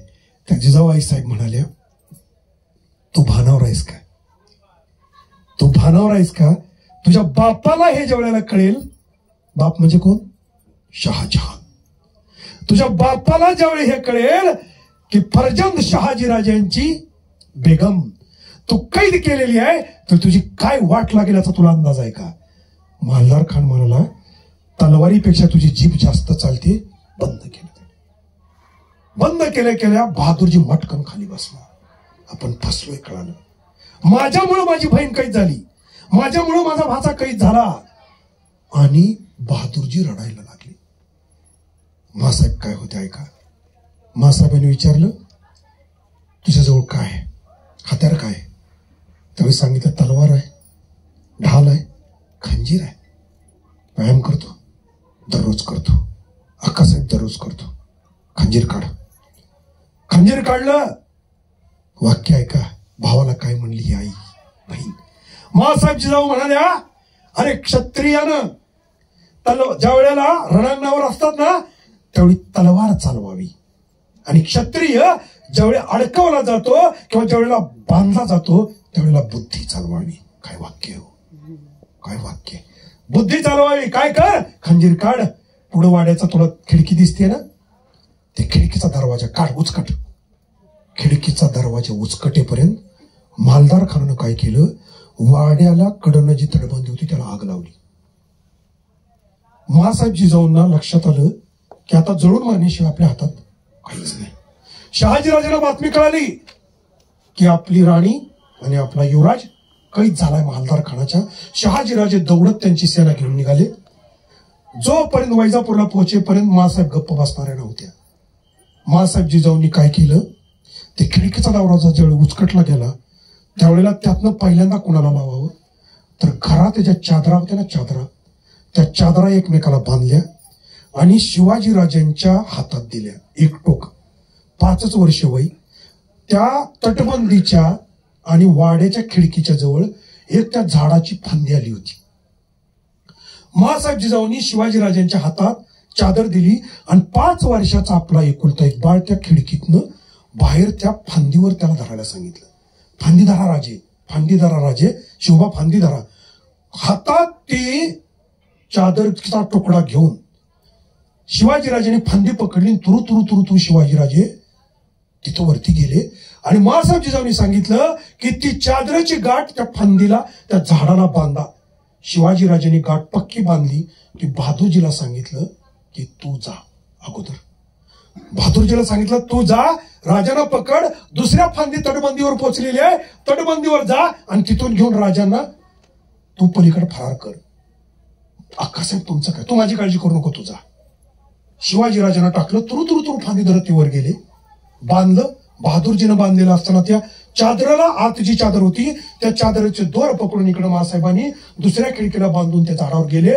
तिथून शिवाजीराजाला कडेवर घेतलं आणि त्या फांदीवरनं तटबंदीवर गेल्या. तटबंदी एवढी उंच होती, तटबंदी एवढी उंच होती कारण दिवाळीचा सण होता, सगळीकडे आतषबाजी चालू होती. तटबंदीवर बैलगाडी जाईल एवढी रुंदी होती आणि उंची त्याची कमीत कमी 10 फूट उंच होती वाड्याची तटबंदी. तर बहादूरजीने उडी टाकलेली पाहिली की माँसाहेब जिजाऊंच्या वरती पाठीवर ढाल होती आणि कमरेला तलवार होती. माँसाहेब जिजाऊ, तुम्हाला एक लक्षात ठेवा बरं का, अजूनही बोलतोय तुम्हाला मी, की मरेपर्यंत, शेवटच्या श्वासापर्यंत माँसाहेब जिजाऊंच्या कमरेची तलवार काढली गेली नाही. देहट होता त्यांनी ठेवला ना, 17 जून 1674 पाचाडला, त्यावेळेला एक हात तलवारीवर आणि दुसरा हात शिवाजीराजांच्या हातात होता. असा प्राण सोडलाय माँसाहेबांनी. एक हात तलवारीवर आहे. तर तलवारीला घेऊन माँसाहेब जेव्हा त्या खिडकीच्या बोळातून निघाल्या त्यावेळेला खिडकीतून ढाल अडकली. ढाल तो पण वाडा पेटला नव्हता. ढाल अडकल्यानंतर माँसाहेब जिजाऊंनी ढाल काढली, ढाल काढून ठेवली आणि चादराला पकडून माँसाहेब त्या भिंतीवर जायला त्या झाडावर गेल्या. झाडावरनं परत फांदीवरनं भिंतीवर पोहोचल्या आणि भिंतीवर पोहोचल्या गनिम जागा झाला. गनिम जागा झाल्यानंतर 2 सैनिक, ऐका, 2 सैनिक सशस्त्र, ज्यांच्या हातामध्ये तलवार आहे आणि ज्यांच्या हातात ढाल आहे, ते दोन्ही बाजूने पळत आले. जिजाऊ आईसाहेबांच्या हातात फक्त तलवार आहे, ढाल नाही. पण किती शूर होत्या बघा. हे कसलेले सैनिक पळत आले. तर माँसाहेब जिजाऊंनी पावित्रा घेतला. पहिला जो आला त्याला 3 वेळा त्याचा वार चुकवला आणि 4थ्या वेळी एका ठोक्यात त्याची गर्दन मारली. तो पडला आणि तोपर्यंत शहाजीराजे पोहोचले.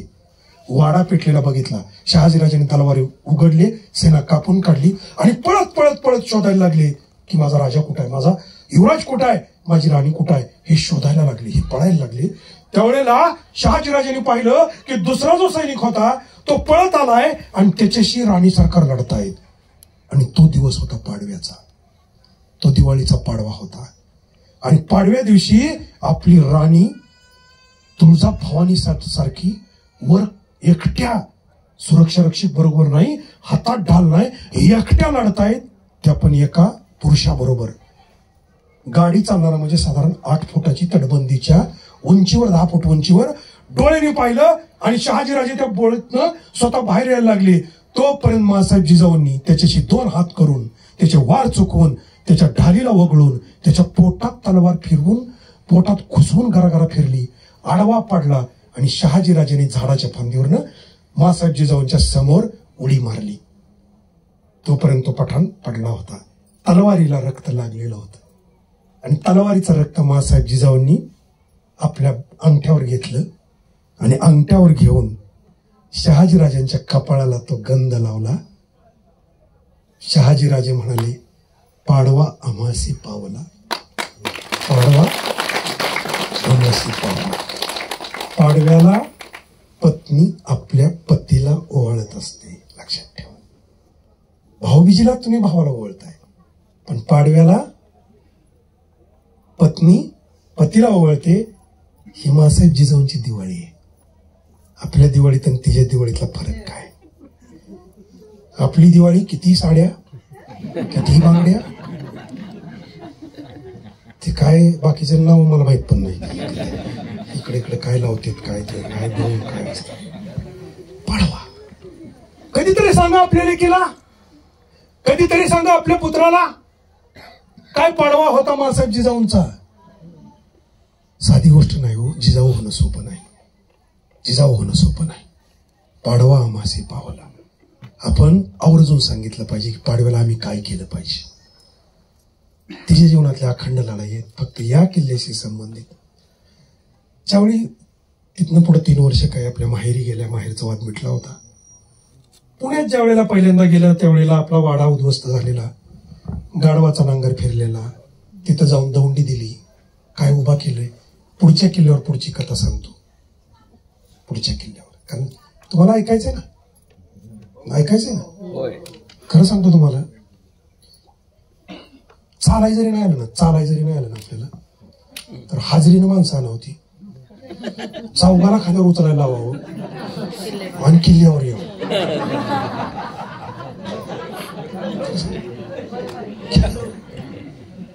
तुम्हाला खरं सांगतो बरं का, देवानं मरायची जागा सुद्धा ना आपल्याला, किल्ल्यावर देव. काय दवाखान्यात मरून काय, इकडे गॅस तिकडे गॅस, इकडे मिळा तिकडे मिळा. इथं बरं कोणी कड्यावर उडी टाकू नका. मरावं तर किल्ल्यावर म्हणून कड्यावर उडी मारणार. एकट्या आला असतं तर घरी गेलो तुमच्या हानतील आम्हाला, घेऊन जातो काय करतो.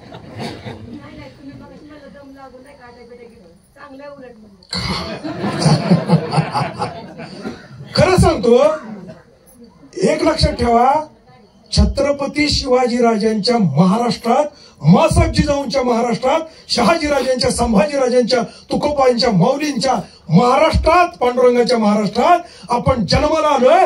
हजारो जन्माचं पुण्य आमच्या पिढ्यांनी केलं. जागते व्हा, जागते व्हा, जागते व्हा. एक वारी वारकरी म्हणून पंढरपूरची आणि एक वारी धारकरी म्हणून गडाची. हा जो करतोय त्याच्या अंगात मावळ्याचं रक्त आहे, लक्षात ठेवा. त्याच्या अंगात मावळ्याचं रक्त. मावळा शब्दाचा अर्थ हाच आहे. मावळा शब्दाचा अर्थ काय माहितीये का तुम्हाला? मावळा शब्दाचा अर्थ काय बोला, सोडणारच नाही तुम्हाला. मावळा कोणाला म्हणतात मी तर सांगणार नाही शेवटी. जुनं नाही ना झटक्यात कशाचा मावळा शब्दाचा फक्त महाराजांनीच दिला, दुसरा कोणी नाही. मावळा कोणाला माहिती? जुनी लोक, जुनी माणसं सांगा, म्हातारी माणसं. मावळा कोणाला म्हणतात आपल्याला? बरोबर, कोणतरी म्हणलं. कोणाला? मावळण कोण आहे? तिला जवळ आले त्या. मावळण कोण आहे? आणि आत्ताच्या नवऱ्याला काय म्हणतो आपण? मामा. मावळा शब्दाचा अर्थ आहे मामा. ऐका, सगळ्यांना सांगा, मावळा शब्दाचा अर्थ आहे मामा. आणि मामा इतका सुरक्षित जगात कुणीच नसतो, लक्षात ठेवा. म्हणून प्रत्येक मावळा हा प्रत्येकाचा मामा असावा. त्यानं त्याच्या बहिणीची सुरक्षा करावी, त्यानं त्याच्या भाच्याची सुरक्षा करावी. जीव गेला तरी चालेल, एकदा तरी मावळा म्हणून सांगेल. एकदा तरी सक्का मामा काय कामाचं नाही की हाताचा नाही वाद वाईट झालाय. आपल्याला शिवाजी राजांचा मावळा व्हायचा आहे. आपल्याला इस्टेटीतला मावळा काय कामाचा नाही, त्याच्याने वाद आहेत बेकार. आपल्याला त्याच्याशी बोलायचं नाही. आता एक जाता जाता निश्चित सांगतो तुम्हाला की आई म्हणून आपल्या मुलाला काय द्यावं आणि बाप म्हणून आपल्या मुलाला काय द्यावं ह्याचं उत्तर मला तुम्ही दिल्याशिवाय मी सोडणार. या जागेत काय घेऊन जायचंय? कर्मकांडी बनू नका. 2-2 तास देव चोळून बसू नका. 2-2 तास देव चोळून देव मिळणार नाही. उद्याच्या प्रभू रामचंद्राची प्राणप्रतिष्ठापना आहे. बाबराने जेव्हा पहिला घन मारला ते प्रभू रामचंद्राच्या मूर्तीत राम नाही प्रगटला. नीट ऐका, मी माळकरी वारकरी आहे तरी तुम्हाला बोलतोय. ज्यावेळी गजनीच्या मोहम्मदानं पहिला हातोडा 12 ज्योतिर्लिंगापैकी एक असलेल्या सोरटी सोमनाथाच्या साळंकावर मारला त्यावेळी नाग आणि शंकर नाही प्रगटला, नाही प्रगटला. देव सुरक्षित ठेवायचे असतील, देव सुरक्षित ठेवायचे असतील, मूर्ती सुरक्षित ठेवायची असेल तर आपल्या प्रत्येकाच्या घरात पुन्हा शिवबा जन्मला पाहिजे हे विसरू नका.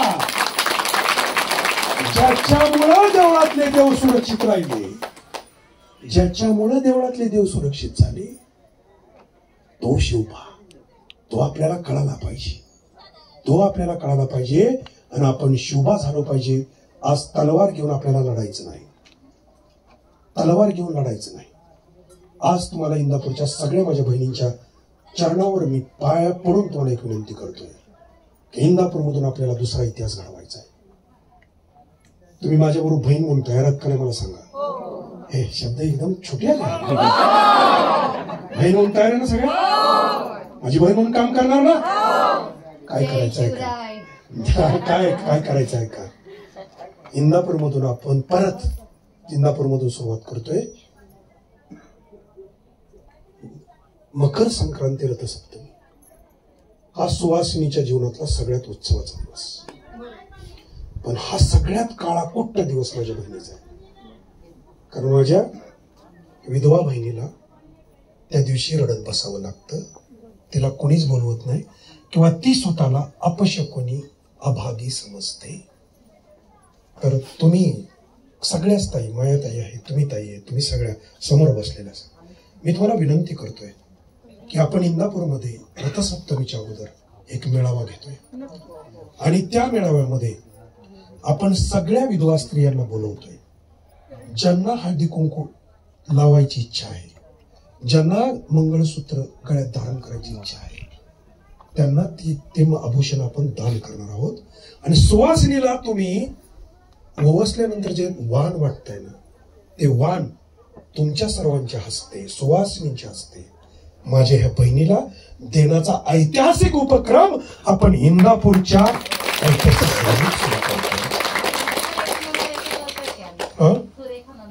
ती माझीच बहीण आहे. तिला तुम्ही ऐका, तिला पण बरोबर घ्यायचंय आपल्याला. तिला करायला, तिला 3 वेळा आत्महत्येतनं मी वाचवलंय. तुम्ही भाऊबीजीला ऐकलंय. मायाताईंचं माझं बोलणं झालंय, तुमच्याशी पण आता बोलतोय की तुम्ही सगळ्या माझ्या बहिणी कामाला लागा. अशा स्त्रियांची यादी काढा. तुमच्या सर्वांच्या बरोबर मी एक मीटिंग घेईल. पतंजलीचे सगळे भाऊ आपल्याला यामध्ये सहकार्य करतील. वर्गणे नाही मागत, कोणाला काळजी करू नका. वर्गणे नाही मागत. आपल्याला इतिहास घडवायचा आहे. ही परंपरा काही ठिकाणी महिलांनी सुरू केली, पण व्यापक स्वरूपात आपण तिला रूप द्यायचंय. आणि दरवर्षी आपल्याला हा उपक्रम करायचा आहे. दरवर्षी भाऊबीज, जिजाऊ जयंती, गडकोट किल्ल्याच्या मोहिमा आणि एक हा सवासनीचा उपक्रम. हा इथून पुढचा आपल्या आयुष्यभराचा उत्सव राहील हे लक्षात ठेवा. इथून तुम्ही काय घेऊन जायचंय की प्रत्येक स्त्रीमध्ये मासाहेब आहे. कारण मासाहेब जिजाऊंचं कुंकू गेलेलं होतं. सती न जाता त्यांनी जे केलंय ती मासाहेब आपल्याला तिच्यात उभी करायची आहे. आणि महाराष्ट्राच्या भूमीतून विधवा हा शब्दच कायमचा काढायचा आहे. याच्यासाठी आपण प्रयत्न करायचा. ही एक ऐतिहासिक सुरुवात. आणि रथसप्तमीच्या अगोदर आपण मीटिंग घेऊन याचं स्वरूप ठरवू आणि त्याप्रमाणे आपण कार्य करू. बाप म्हणून मी सांगितलं, आई म्हणून काय द्यायचंय ते. हे बहिणीचं झालं. आई म्हणून शिवाजीराजांना काय दिलं, तुम्ही पोराला काय देणार? कुणीतरी एकीने सांगा, दोघीने सांगा. इथनं काय घेतलं आणि काय द्यायचंय? नोकरी. जोरदार टाळ्या ताईसाठी वाजवा. माझ्या मुलांना मी नोकरी करायची नाही हे ठरवून ताई. आणि चुकून त्याला मी खरं सांगतो बरं का, नोकरी नाही केली ना ताई, बायकोच मिळायचं अवघड आहे. लय अवघड आहे, लय अवघड आहे. त्यामुळं पोरांना मी रात्री पण सांगितलंय, कोणीतरी चांगली पोरगी देईपर्यंत नोकरी करायची. एकदा लग्न झालं की तिला समजून सांगायचं नोकरीपेक्षा हे चांगलं आहे. मी केलं बरं का तसं, मी केलं, माझं स्वतःच केलंय तसं. मी प्रायव्हेट प्रॅक्टिस करत होतो. आहे ना इंटरेस्ट तुम्हाला? 5 वाजेपर्यंत सांगितलं काय काय. मी प्रायव्हेट प्रॅक्टिस करत होतो, खूप चांगले पैसे मिळत होते. आणि एक दिवशी असं माझ्या झोपडी पुढे झोपलो होतो, असं वर बघत होतो, वर सगळे तारे, लाईट बीट वर बघत होतो. आणि मी विचार केला की आता इथनं पुढे काय करायचं आपल्याला? काहीच नाही. कसं थांबायचं लागणार? उद्यापासून पुढे बघा सुरुवात. पण जिकडं जाईल तिकडं काय, नोकरी आहे का? नाही. नोकरी आहे का? नाही. मग परत विचार केला, अरे चांगली पोरगी मिळवायची असेल तर आपली नोकरी केली पाहिजे. मग नॉन ग्रँटची नोकरी, उगता 1800 रुपये पगार. उगता, त्याला PF असली काय भानगडच नाही. उगता 1800 रुपये पगार दिला. पण ते सुद्धा पैसे मी अनाथ मुलांनाच दान केले, घरातच आणले नाही, दानच केले. मला बघायला नाही, त्याची माझी बायको आहे ना, तिचं भाऊ आणि आमचे साडू होणे सर, ते मॅडम, ते ग्रँटेबलला, दुसरी 3 जण, अजून दुसरे साडू, ते सगळे MA FED तसलं सगळं काय काय. आणि ते आता ते शिक्षक मंडळाला आल्यानंतर येताना भाऊ ते येताना सचिव साहेबांना भेटून आले मला भेटायला. मी बरोबर आपलं लेक्चर घेतो, ती सगळं विचारून माहिती घेऊन आली.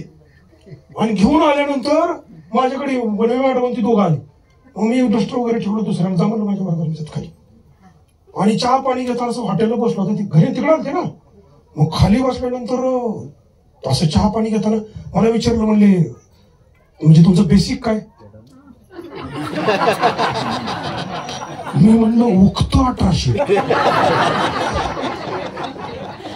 ते म्हणले उगतं म्हणजे काय? म्हणजे ह्यातलं बेसिक काय पुढचं काय मला माहितच नाही. म्हणलं परत ह्याला ग्रँट कधी मिळणार? कधीच नाही म्हणलं. माहित नाही, ते कायमस्वरूपी आणून देत आहे. कधीच नाही. मग मला वनवे मॅडमने विचारलं, कारण त्यांची बहीण होती ना, त्यांनी मला विचारलं. मग म्हणले मग पुढचं कसं? म्हणलं काय माहित नाही. हे कायमस्वरूपी नॉन ग्रँट आहे, ह्याला कधी ग्रँट मिळणार नाही. मग म्हणलं नोकरीचं कसं काय? जोपर्यंत म्हणलं मला कोणीतरी पोरगी दिली की आपण नोकरी सोडून देणार म्हणलं, खरं सोडून देणार. हे दोघं तिकडे गेले. तिकडे गेल्यावर पाहुण्यानं सांगितलं, पोरग हुशार आहे बरं का, पण लईच फटकळ आहे, स्पष्ट वागताय. मग कसं तरी आता ते बघायला बोलवलं मला. बघायला गेल्यावर भिंतीच्या बायको बसलेली बघितली मी.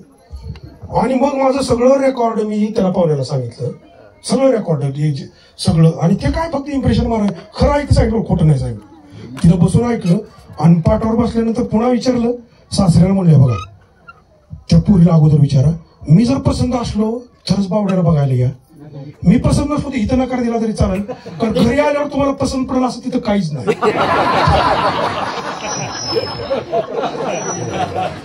अहो खरं सांगतो, ही पाहुणीच्या वेळेला आली ना, तर माझ्या घरी येताना 3 ठिकाणी मोटरसायकल उचलून घरी आणावं लागली, दंडातून वड्यातून. म्हणजे रस्ता पण नाही, घरी लाईट नाही, रेडिओ नाही, छप्पर, ते म्हणजे सगळं असंच होतं. आणि घरी गेल्यावर वडला ते आमच्या सासऱ्याने मेवणे सांगितलं, कुठं बी देऊ, ढकलून देऊ, पण त्या घरात तुला द्यायचं. मग मी 1 आठवडा वाट बघितली, निरोपच नाही. मित्रांना घेतलं, एकटाच घेऊ, त्याला घेऊन न बोलावता. आणि खरं सांगतो तुम्हाला, परत गेल्यानंतर सगळी भूमिका पुन्हा एकदा सांगितली. आणि सगळ्या घरांनी विरोध केलेला असताना सुद्धा माझ्या बायकोला वाटलं काय असलं तरी याच्याशी लग्न करायचं. आणि अरेंज मॅरेज असताना लव्ह मॅरेज झालं आमचं. ती प्रेमात पडली, सगळं घर विरोध करी, सगळी ग्रँटे बनला, मी एकटाच नॉन ग्रँट. आणि अक्षरशः तुम्हाला सांगतो, लग्नातनं बायकोला पाठवताना ही इतकी रडत होती. मी न राहून माझ्या एका साडूला विचारलं, इतकी रडतात? तर आम्हाला सगळ्यांना असं वाटतंय की आमचं सगळ्याचं बरं झाले, हिचं जरा वाटलं झालं.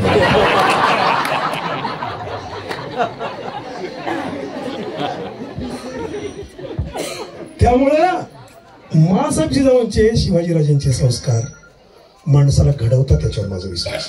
सोडली नोकरी, खरंच नोकरी सोडली, तिला सांगून सोडली. अजून सुखी आहे कधी माझी बायको भेटली तर विचारा, हे डॉक्टर असं सांगितलं, इतकं तुम्ही प्रेमात पडला होता, 100% सांगेल तुम्हाला ते असं झालं. त्यामुळं ताईने जो संकल्प केलाय की नोकरी करू द्यायची नाही, ह्या सगळ्या स्त्रियांनी करा, तरच आपली पोरं लाचार होणार नाही. लक्षात ठेवा. जोरदार टाळ्या वाजवा, ही छोटी माझी बहीण. आता तुम्ही एखादा सांगा तर सोडतो, नाही सोडतो, माहितच माझ्या हातात. हा काय ते मला सांगा, काय काल तुमचा संकल्प सांगा ना, सांगा ना, ज्याचा असेल ते सांगा. ते काय हे काय अर्धांगिनी सांगितलं, त्यामुळे आता त्यांना उरलं नाही काय सांगायला, ही निर्णय झालाय ना. द्या बाप म्हणून तो लक्षात ठेवा. बघा, जगायला पैसे लागत नाही का, तुम्ही लक्षात ठेवा. भंगार विकू दे, भंगार. सजन कसाया विकू लागे मांस, माळ्या सावत्याचं खुरपू लागे. तुकोबाऱ्यांचा अभंग ना, ऐका. जर मांस विकणं वाईट असतं तर पांडुरंगाने त्याला मांस विकायला प्रवृत्त केलं असतं. देव जर मांस विकायला लागला, देव जर मांस विकू लागला असला तर देवाने सांगितले मांस विकणं सुद्धा वाईट नाही. वारकरी ते ऐका, अभंगाचा अर्थ सांगतो उलटा तुम्हाला. तर धंदा कुठलाच वाईट नाही, धंदा कुठलाच वाईट नाही. मी व्यसनमुक्तीचं काम करतो, विधवा बायकांचं काम करतो, शिवरायांचं काम करतो.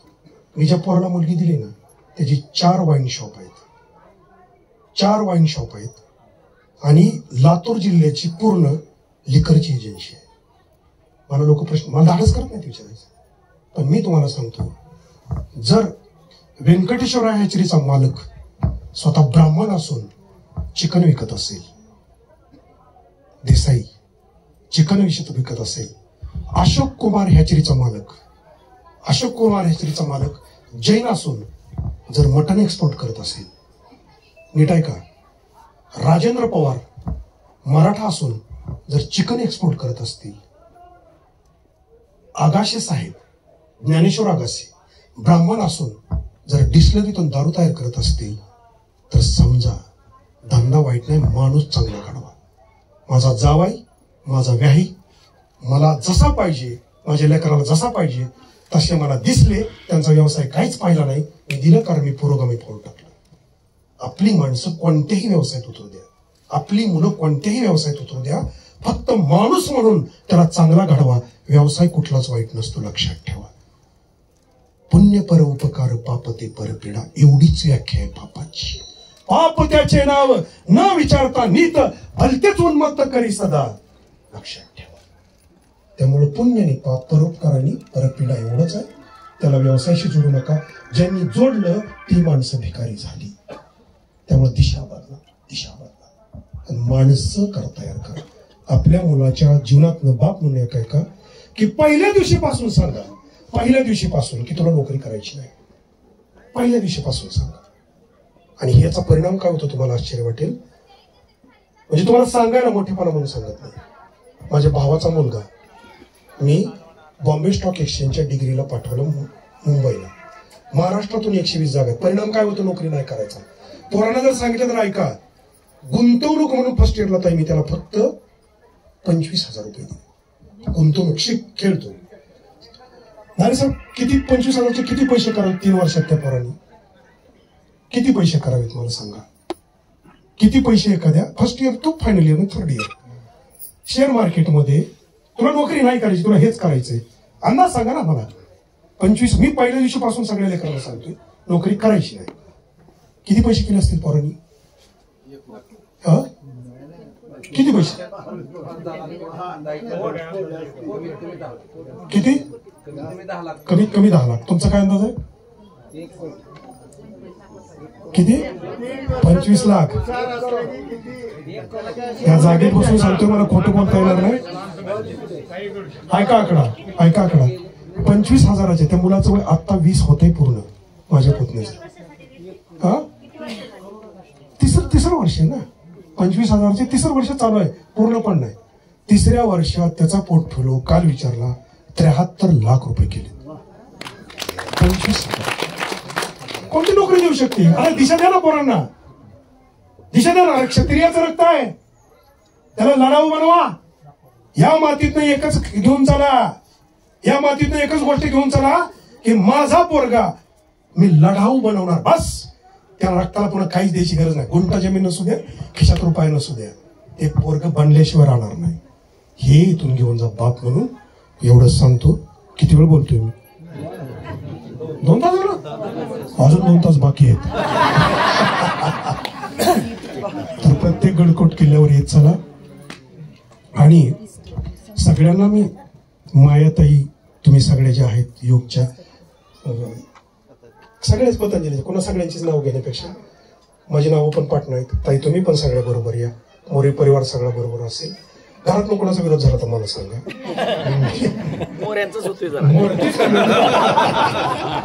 तुम्ही सगळ्यांनी आपण थोडी पुरोगामी पावलं टाकू. आपण पोट भरत असताना थोडस बाजू बदलू शकतो. जगासाठी जेवढं जगलं जातं ना ताई, जगासाठी जेवढं जगलं जातं त्याच माप जग करत असतं. पोटासाठी जे जगलं जातं त्याचं माप कुटुंब करत असतं. त्यामुळे थोडं तरी जगूया, पण जगासाठी जगूया. आपलं पोट भरत भरत थोडं जगूया. नाही उद्याचा श्वास जरी शेवट चालला ना, किंवा जाताना जरी आपण गेलो ना, तरी समसम वाटणार नाही. का? थोडं तरी दुसऱ्यासाठी जगता आलंय. तर तशी काहीतरी शिदोरी आपल्या जवळ करायसाठी तुम्ही फक्त माझ्या बहिणीला साथ द्या आणि माझ्या बरोबर या. आपण इतिहास घडवू. या ठिकाणी आपण सर्वजण आला. विशेष करून पंढरपूरच्या टीमचं खास कौतुक. त्याचबरोबर उस्मानाबादवरून थोडं शब्दाला धाराशिव जिल्ह्यातून लोहारा तालुक्यातून भातगळीहून रात्री मुक्कामाला त्या जिजाऊ जयंतीच्या व्याख्यानातलं एक वाक्य ऐकलं होतं. मेसेज सुद्धा नाही त्यांना की 21 तारखेला आम्ही शिवनेरीवर जातोय. ती क्लिप त्यांच्यापर्यंत गेली आणि तिथून ही 8 लोक खास रात्री मुक्कामाला इथे येऊन हे ऐकायला इथं आलेली आहेत. जोरदार टाळी त्यांचे. रायगडावर पण होते. त्यामुळे प्रत्येक किल्ला ते चुकवत नाहीत. त्यामुळे अशा मावळ्यांची मोजकी संघटना जरी आपल्या बरोबर असली तर खरे शिवाजीराजे आपण समाजापर्यंत जायला जरी कमी पडलो तर किमान आपल्या लेकरांपर्यंत तरी पोहोचवायला 100% यशस्वी हो, एवढी गॅरंटी मला वाटते. मला या ठिकाणी आणलं आणि 2 तास तुम्ही सहन केलं. इच्छा असो अथवा नसो, माझ्या बायकोचं पण ऐकलं. त्याच्यासाठी तुमच्या सगळ्यांच्या ऋणामध्ये राहू इच्छितो. झालेली चिंतन सेवा मासाहेब जिजाऊंच्या चरणावर, शिवरायांच्या चरणावर, संभाजीराजांच्या, शहाजीराजांच्या, मालोजीराजांच्या चरणावर आणि जिनं स्वतः जिजाऊ व्हायचं ठरवले त्या माझ्या प्रत्येक जिजाऊच्या चरणावर, माझ्या प्रत्येक मावळ्याच्या चरणावर अर्पण करतो आणि सेवेला पूर्ण विराम देतो. जय जिजाऊ, जय शिवराय.